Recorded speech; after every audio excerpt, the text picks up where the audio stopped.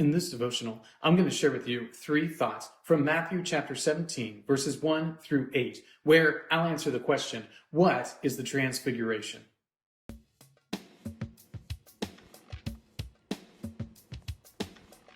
Matthew chapter 17, verses 1 through 8 says, "And after 6 days Jesus took with him Peter and James and John his brother, and led them up a high mountain by themselves. And he was transfigured before them, and his face shone like the sun, and his clothes became white as light. And behold, there appeared to them Moses and Elijah talking with him. And Peter said to Jesus, 'Lord, it is good that we are here. If you wish, I will make 3 tents here, one for you, and one for Moses, and one for Elijah.' He was still speaking when, behold, a bright cloud overshadowed them. And a voice from the cloud said, 'This is my beloved Son, with whom I am well pleased. Listen to him.' When the disciples heard this, they fell on their faces and were terrified. But Jesus came and touched them, saying, 'Rise and have no fear.' And when they lifted up their eyes, they saw no one but Jesus only."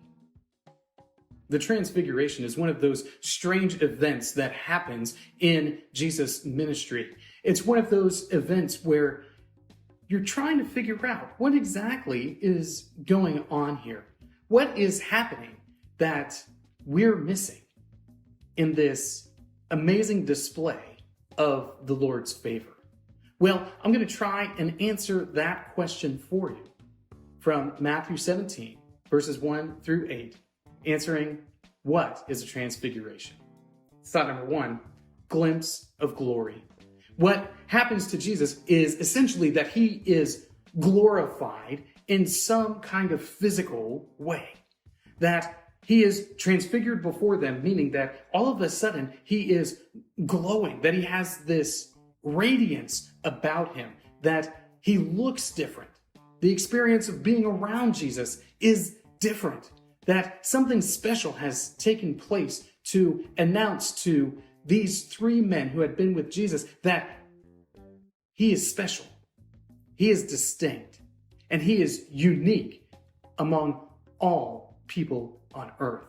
This is a glimpse of glory that is similar to the way Moses' face shone after having witnessed the glory of God. This is a fundamentally significant event in the ministry of Jesus where the Lord demonstrates his favor on Jesus and what he is doing. Thought number 2, Moses and Elijah. If you went to Sunday school as a little kid like I did, then you know who Moses and Elijah are. You know that Moses parted the Red Sea, that Elijah was this very powerful prophet during the period of Kings. These are the kind of things that you know. But one of the things that we often miss, even as Sunday school kids, is that Moses and Elijah were considered by the people of Israel to be the most powerful prophets in Israel's history. Moses and Elijah are 2 people who God favored with such power, such significance, such force that they were pretty much unequaled among all of the other prophets that the Lord had sent to Israel.